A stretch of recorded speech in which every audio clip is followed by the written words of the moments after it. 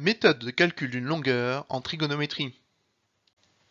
On se donne un triangle rectangle dans lequel on connaît une longueur, la longueur RS, ainsi que la mesure de l'angle RST.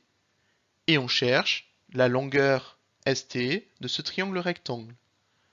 Il faut commencer par faire un schéma annoté de la situation. Dans le triangle SRT, rectangle en R, le côté ST est le côté opposé à l'angle droit. C'est donc l'hypoténuse. L'angle RST, dont on parle dans l'énoncé, marqué en bleu sur le schéma, a pour côté opposé le côté RT. Enfin, le côté RS est le côté adjacent à cet angle bleu. Il faut ensuite chercher l'outil à utiliser. On doit relier un angle à des longueurs.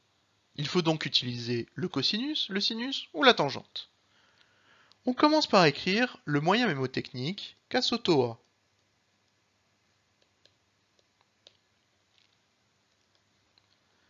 On connaît le côté adjacent à l'angle, c'est-à-dire le côté RS.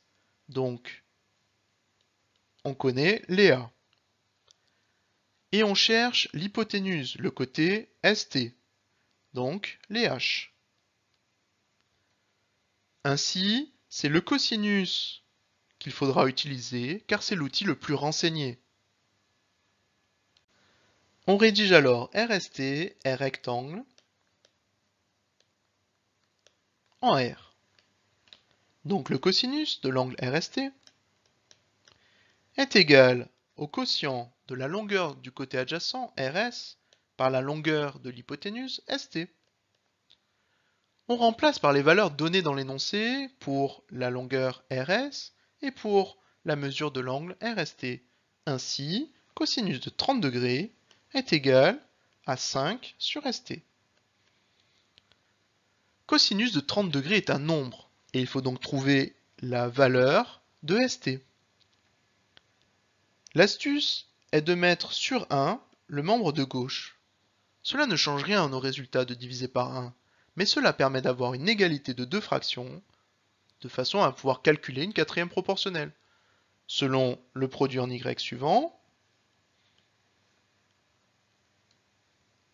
ainsi, ST est égal à 5 fois 1 sur cosinus de 30 degrés. Attention à ne pas oublier le cosinus. En utilisant une calculatrice, il vient que ST est environ égal à 5,8 cm.